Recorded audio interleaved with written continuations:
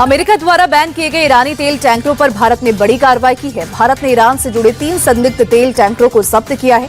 हालांकि ईरान की oil company ने भारतीय एक्शन को लेकर अपनी सफाई देते हुए कहा कि इन तीनों जहाजों का उसकी कंपनी से कोई संबंध नहीं है।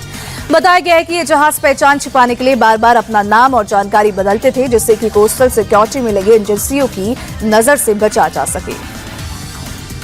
पीएम मोदी आज मुंबई में फ्रांस के राष्ट्रपति इमैनुअल मैक्रों से मुलाकात करेंगे। राष्ट्रपति मैक्रों और उनकी पत्नी ब्रिजिट मैक्रों का मुंबई एयरपोर्ट पर राज्यपाल आचार्य देवव्रत और सीएम देवेंद्र फडणवीस ने स्वागत किया। पीएम मोदी और राष्ट्रपति मैक्रों के बीच आज दोपहर 3:15 बजे लोक भवन में द्विपक्षीय बैठक होगी। इसमें दोनों देशों के बीच रणनीतिक साझेदारी में हुई प्रगति की समीक्षा होगी। दोनों नेता शाम 5:15 बजे भारत फ्रांस नवाचार वर्ष 2026 का उद्घाटन करेंगे। 3 दिवसीय भारत यात्रा पर आए मैक्रों दिल्ली में हो रहे एआई इम्पैक्ट समिट में भी हिस्सा लेंगे। रक्षा मंत्री राजनाथ सिंह आज बेंगलुरु में फ्रांसीसी रक्षा मंत्री कैथरीन वाउट्रिन के साथ छठे भारत फ्रांस वार्षिक रक्षा संवाद की सह अध्यक्षता करेंगे। इस बैठक का मकसद दोनों देशों के बीच रक्षा सहयोग को मजबूत करना होगा। इसमें मुख्य रूप से औद्योगिक सहयोग पर ध्यान दिया जाएगा। बैठक के दौरान रक्षा सहयोग समझौते को अगले 10 सालों के लिए रिन्यू किए जाने की उम्मीद है। साथ ही दोनों देशों के बीच हैमर मिसाइलों के निर्माण के लिए समझौते पर दस्तखत होने की भी संभावना है। हैमर मिसाइल का निर्माण अब भारत में ही करने की तैयारी चल रही है। इसके लिए भारत इलेक्ट्रॉनिक्स और सफरान ने मिलकर संयुक्त कंपनी बनाई है। ये मिसाइल राफेल और तेजस विमानों में लगेगी। हैमर मिसाइल की हमले की रेंज मोटे तौर पर 60 से 70 किलोमीटर है। इसे पहाड़ी क्षेत्रों में दुश्मन के ठिकानों को बर्बाद करने के लिए बहुत ज्यादा प्रभावशाली माना जाता है। दुश्मन के बहुत ही मजबूत सुरक्षा वाले बंकरों के लिए तो ये काल का काम करती है। पीएम मोदी ने दिल्ली के भारत मंडपम में एआई इम्पैक्ट एक्सपो का उद्घाटन किया और इसी के साथ दुनिया के सबसे बड़े टेक्नोलॉजी इवेंट में से एक एआई इम्पैक्ट 2026 का आगाज हो चुका है। इंडिया एआई इम्पैक्ट समिट 20 फरवरी तक नई दिल्ली के भारत मंडपम में होगी। दुनिया भर की कंपनियां अपने लेटेस्ट एआई सॉल्यूशंस को दुनिया के सामने पेश कर रही हैं। यहां सुंदर पिचाई और मुकेश अंबानी समेत 100 ग्लोबल सीईओ शामिल हो रहे हैं। एआई इम्पैक्ट एक्सपो में जियो के चेयरमैन आकाश अंबानी ने पीएम मोदी को एक कर सारे एआई मॉडल्स दिखाए और बताया कि कैसे आने वाले दिनों में एआई के इस्तेमाल से हर सेक्टर को आसान बनाने की राह पर कंपनी काम कर रही है। जियो के एआई इकोसिस्टम में जियो एआई स्टैक, जियो संस्कृति एआई, आरोग्य एआई, जियो शिक्षा समेत जियो एआई होम को दिखाया गया। जियो एआई क्लासरूम के जरिए डिफिकल्ट टॉपिक्स को इजी वे में स्टूडेंट्स को समझाया गया। इसका मकसद छात्रों के मन से पढ़ाई के डर को दूर करना और मॉडर्न टेक्नोलॉजी के हिसाब से उनके माइंड को अपडेट करना है। पूर्व राष्ट्रपति रामनाथ कोविंद ने सोमवार को प्रधानमंत्री के नई ऑफिस सेवा तीर्थ में पीएम मोदी से मुलाकात की। पूर्व राष्ट्रपति कोविंद ने नए भवन को सेवा के माध्यम से शासन के एक शक्तिशाली प्रतीक बताया और कहा कि ये इमारत वास्तव में नागरिक देवो भव का प्रतीक है। पीएम मोदी ने भी सोशल मीडिया पर पूर्व राष्ट्रपति के आने पर खुशी जताई और लिखा कि विभिन्न विषयों पर उनकी दृष्टि हमेशा विचारशील और ज्ञानवर्धक होती है। महाराष्ट्र की डिप्टी सीएम सुनेत्रा पवार 26 फरवरी को एनसीपी अजित गुट की राष्ट्रीय अध्यक्ष बनेंगी। एनसीपी अजित गुट के राष्ट्रीय अध्यक्ष के चुनाव के लिए बुलाई गई राष्ट्रीय कार्यकारिणी की बैठक में सुनेत्रा पवार के नाम पर सहमति बनी। पार्टी के वरिष्ठ नेता प्रफुल्ल पटेल के मुताबिक सुनेत्रा पवार इस पद के लिए एकमात्र उम्मीदवार हैं और फिलहाल पार्टी की प्राथमिकता संगठन को मजबूत करना है। कांग्रेस नेता मणिशंकर अय्यर ने राहुल गांधी को लेकर बड़ा बयान दिया है। उन्होंने कहा कि मैं गांधीवादी हूं, नेहरूवादी हूं, राजीववादी हूं, लेकिन राहुलवादी नहीं हूं। प्रोफेसर मणिशंकर अय्यर की केरल में तीसरी बार लेफ्ट की सरकार बनने के बयान पर कांग्रेस महासचिव केसी वेणुगोपाल और पवन खेड़ा ने उन्हें बाहरी बताया था। जिसके बाद मणिशंकर अय्यर ने खुद को कांग्रेस का मेंबर बताते हुए सीधे राहुल गांधी पर हमला बोल दिया। भारत दुनिया में सबसे ज्यादा छुट्टियों वाला देश है। 2026 में छुट्टियों को लेकर जारी कैलेंडर में भारत टॉप पर है। दुनिया भर के देश अपनी संस्कृति, धर्म और काम के बीच संतुलन बनाकर छुट्टियों का ऐलान करते हैं। भारत अपनी धार्मिक सांस्कृतिक विविधता की वजह से 42 सार्वजनिक छुट्टियों के साथ पहले स्थान पर काबिज है, जबकि दुनिया भर के देशों की औसत छुट्टियां 13 हैं। प्यू रिसर्च सेंटर ने जारी किया है ये छुट्टियों का इंडेक्स।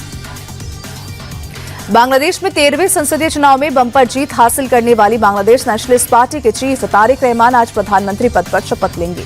इस बार राष्ट्रपति भवन के बजाय जातीय संसद भवन के साउथ प्लाजा में तारिक रहमान और उनके मंत्रिमंडल का शपथ ग्रहण समारोह होगा। राष्ट्रपति मोहम्मद शहाबुद्दीन शाम 4 बजे तारिक रहमान सहित मंत्रिमंडल को शपथ दिलाएंगे। तारिक रहमान ने शपथ ग्रहण समारोह में भारत की तरफ से लोकसभा स्पीकर ओम बिरला शामिल होंगे। अधिकारियों के मुताबिक शपथ ग्रहण समारोह में देश विदेश के 1200 से ज्यादा मेहमानों को आमंत्रित किया गया है। तारिक रहमान की शपथ से पहले अंतरिम सरकार के नेता मोहम्मद यूनुस ने अपने पद से इस्तीफे का ऐलान कर दिया और कहा कि बांग्लादेश अब कोई दबाव वाला देश नहीं, पूरे देशों के साथ उसके संबंध आपसी सम्मान और राष्ट्रीय हित पर आधारित होंगे।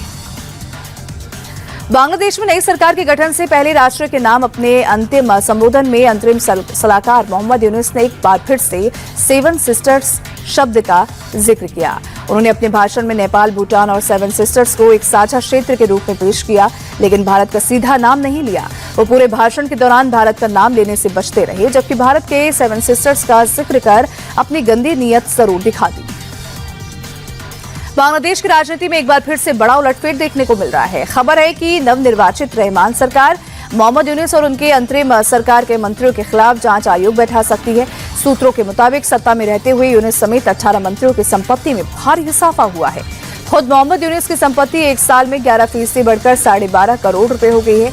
इन आरोपों के बीच चर्चा है कि यूनुस एक बार फिर से पेरिस में बसने की तैयारी कर रहे हैं। T20 वर्ल्ड कप में ऑस्ट्रेलिया को उलटफेर का सामना करना पड़ सकता है। ऑस्ट्रेलिया के लिए सुपर 8 में बने रहने के लिए जिम्बाब्वे के मैच के रिजल्ट का इंतजार करना होगा। जिम्बाब्वे अगर आज आयरलैंड को हरा देता है तो T20 विश्व कप में ऑस्ट्रेलिया का सफर थम जाएगा। सुपर 8 में पहुंच जाएगा जिम्बाब्वे। दरअसल 3 मैचों में 2 हार के साथ ऑस्ट्रेलिया की टीम पॉइंट्स टेबल में तीसरे नंबर पर है, जबकि जिम्बाब्वे की टीम 2 मैचों में 2 जीत के साथ दूसरे नंबर पर पहुंच चुकी है। जिम्बाब्वे को अभी 2 मैच खेलने हैं, जबकि ऑस्ट्रेलिया अभी 1 मैच खेलेगा।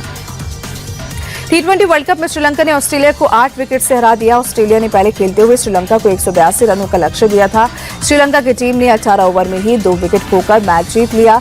श्रीलंका की तरफ से प्रथम निशंका ने इस T20 विश्व कप का पहला शतक जड़ दिया। निशंका ने 52 गेंदों में 100 रनों की दामाद पारी खेली, तो वहीं कौशल्य मेंडिस ने 51 रन बनाए। ऑस्ट्रेलिया की तरफ से ट्रेविस हेड ने 56 और मिचेल मार्श ने 54 रनों का योगदान दिया था। प्रथम निशंका को शानदार शतकीय पारी के लिए प्लेयर ऑफ द मैच का अवार्ड मिला। T20 विश्व कप में इंग्लैंड ने दर्ज की अपनी तीसरी जीत। इटली पर जीत के साथ ही इंग्लैंड ने सुपर 8 के लिए क्वालिफाई कर लिया है।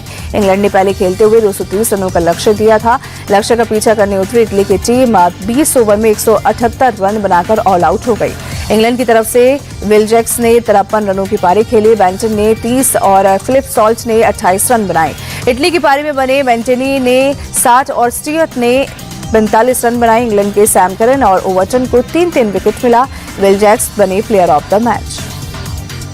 T20 विश्व कप में अफगानिस्तान की 3 मैचों में पहली जीत मिली है। अफगानिस्तान को यूएई ने 161 रनों का दिया था लक्ष्य। अफगानिस्तान की टीम ने आखिरी ओवर में 5 विकेट खोकर मैच जीत लिया।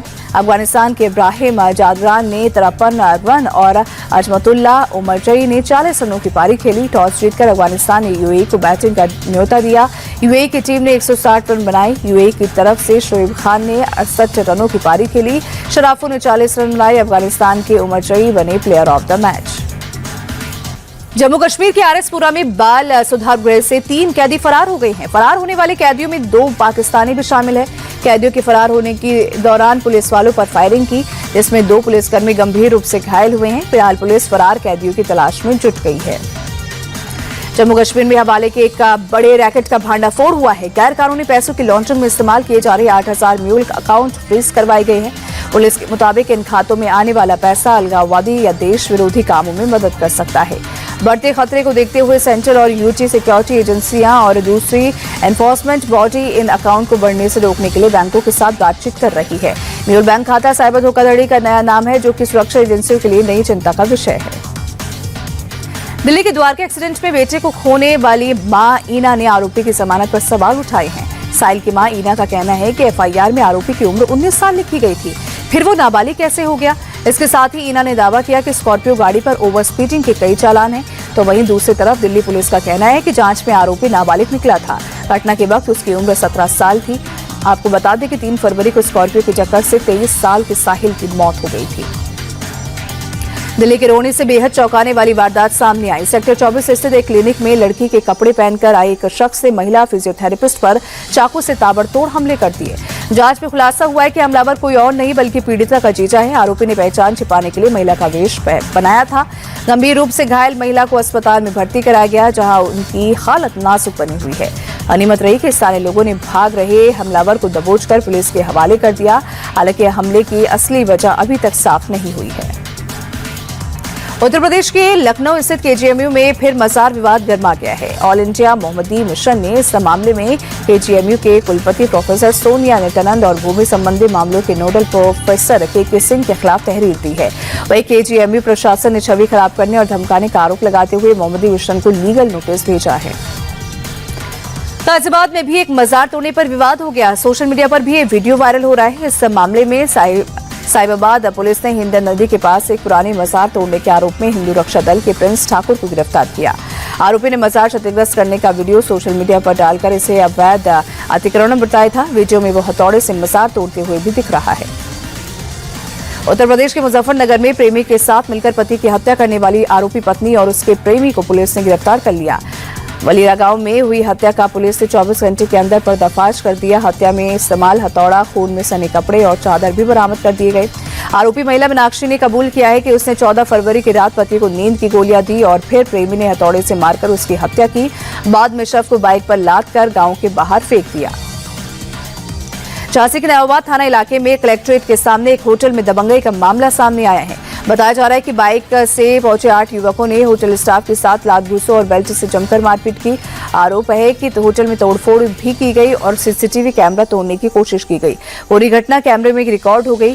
होटल संचालक ने पुलिस में शिकायत दर्ज करा दी है। अब पुलिस सीसीटीवी के जरिए आरोपियों की पहचान कर तलाश में जुटी है। उत्तर प्रदेश के बागपत में गांव-गांव में फेरी लगाकर बर्तन बेचने वाले युवक की ईंट से पीट कर हत्या कर दी गई। सूचना पर पहुंची पुलिस ने शव को कब्जे में लेकर पोस्टमार्टम के लिए भेज दिया है। मामला बड़ौत कोतवाली क्षेत्र के सुल्तानपुर खटाना गांव का है। मृतक की पहचान शमशाद के रूप में हुई, जो मूल रूप से संभल का रहने वाला था। वर्तमान में निवाड़ा में किराए के घर में रहता था। वो गाँव में फेरी लगाकर बर्तन बेचने का काम करता था। उत्तर प्रदेश के मेरठ में पिछले 30 साल से एक पाकिस्तानी महिला बिना नागरिकता के रह रही है। उसने अपनी बेटी के फर्जी डॉक्यूमेंट्स और वोटर आईडी बनवाए। दरअसल ये महिला 30 साल से पहले लॉन्ग टर्म वीजा पर अपनी बेटी के साथ भारत आई थी। डॉक्यूमेंट्स बनवाने के लिए उसने एम्बेसी और सरकारी दफ्तरों का दौरा किया। स्थानीय महिला की शिकायत पर पाकिस्तानी सभा पर कार्रवाई की गई, जहां पुलिस की गिरफ्त में उसने खुद अपना जुर्म कबूला। मध्य प्रदेश के दुर्ग के देवलौदा में स्थित प्राचीन शिव मंदिर के सामने लगे मेले को लेकर एक बार फिर से विवाद सामने आ गया। हिंदू संगठनों का आरोप है कि कुछ मुस्लिम दुकानदार हिंदू नामों का उपयोग कर खाद्य सामग्री और अन्य सामान बेच रहे हैं। कुछ स्टॉलों पर तो हिंदू देवी देवताओं की तस्वीरें और तस्वीर वाले वस्त्र भी बेच रहे हैं। मौके पर बजरंग दल और हिंदू जागरण मंच की संयोजिका ज्योति शर्मा अपने समर्थकों के साथ मौके पर पहुंची और नारेबाजी करते हुए ऐसी कुछ दुकानों को बंद भी करवा दिया। एमपी के इंदौर में एक बार फिर से रफ्तार का कहर देखने को मिला है। बाबू मुरई कॉलोनी में कार सवार ने घर के बाहर खड़ी स्कूटी को जोरदार टक्कर मार दी। इसके बाद स्कूटी उछलकर घर के बाहर खेल रहे मासूम पर गिर गई। हादसे में बच्चे को मामूली चोट भी आई। पूरी घटना पर के बाहर लगे सीसीटीवी फुटेज में कैद हो गई। फिलहाल पुलिस फरार कार चालक की तलाश कर रही है। भोपाल में शादी समारोह के दौरान एक होटल में आग लगने से हड़कंप मच गया। सूचना मिलते ही दमकल की गाड़ियां और पुलिस की टीम मौके पर पहुंची। काफी मशक्कत के बाद आग को बुझाया गया। हादसे में किसी तरह की जनहानि नहीं हुई, लेकिन काफी नुकसान की आशंका जताई जा रही है। आग लगने के बाद काफी दूर से लपटें देखी गई। जयपुर के झोटवारा इलाके में बीती रात कबाड़ गोदाम में आग लगने से अफरा तफरी मच गई। मौके पर धू-धू कर लपटें उठने लगी। स्थानीय लोगों की सूचना पर दमकल की गाड़ियां मौके पर पहुंची और कड़ी मशक्कत के बाद आग पर काबू पाया। हादसे में किसी तरह की जनहानि की खबर नहीं, लेकिन बड़े पैमाने पर नुकसान बताया जा रहा है।